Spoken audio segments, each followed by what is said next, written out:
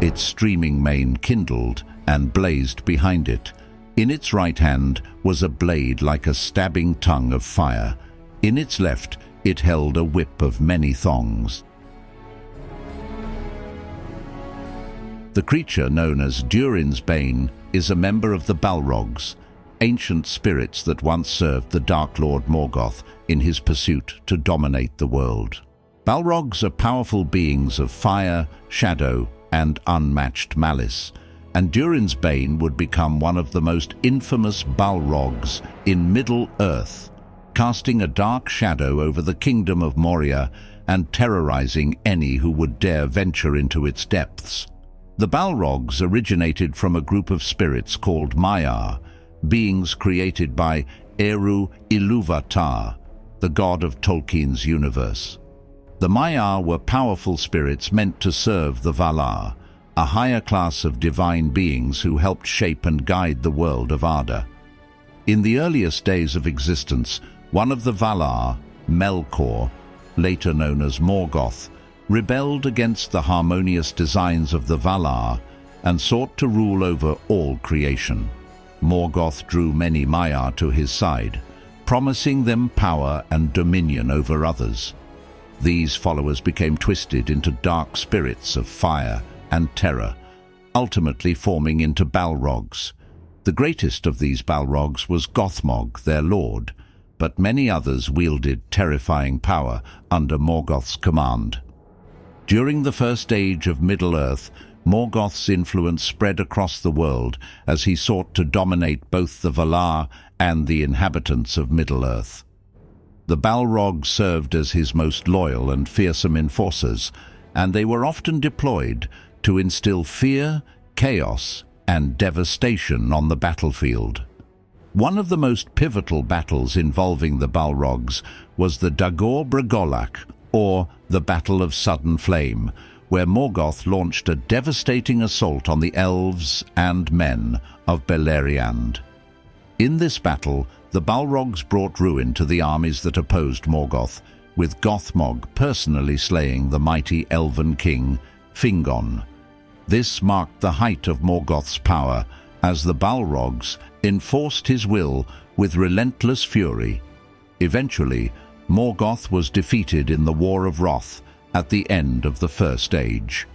In this monumental conflict, the Valar, along with the forces of elves and men, finally overpowered Morgoth's armies and cast him into the void.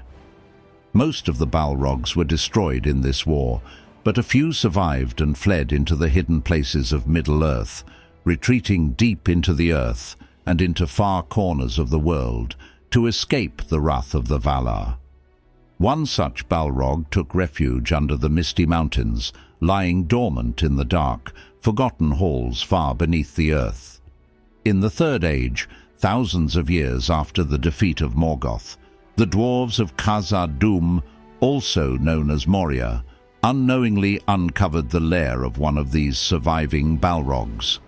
This Balrog became known as Durin's Bane, for it would become the ruin of King Durin VI, the Lord of Khazad-dûm. Driven by their lust for wealth and the rare metal mithril, the dwarves delved deeper into the earth, unaware of the terrible creature they were about to awaken. As they mined further, they disturbed the slumber of the Balrog, releasing it from its ancient fiery rest. The Balrog attacked, killing King Durin VI, and soon after, his son, Nian I. The dwarves, recognizing the hopelessness of fighting such a powerful creature, abandoned their beloved kingdom. Moria, once a jewel of dwarven craftsmanship and a thriving kingdom, became a dark and desolate place, haunted by the presence of the Balrog and infested with orcs and other foul creatures. The dwarves, scattered and unable to reclaim their kingdom, mourned the loss of Khazad-dûm and regarded it as one of their greatest sorrows. Durin's Bane would remain a dark secret hidden beneath the misty mountains until the Third Age, when the Fellowship of the Ring, on their quest to destroy the One Ring, was forced to pass through Moria.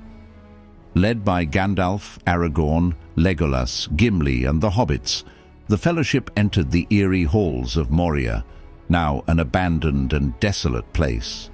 They soon discovered signs of the kingdom's fall, including the remains of Dwarven warriors and the infamous Book of Mazarbul, which chronicled the last days of the dwarves' attempt to retake Moria.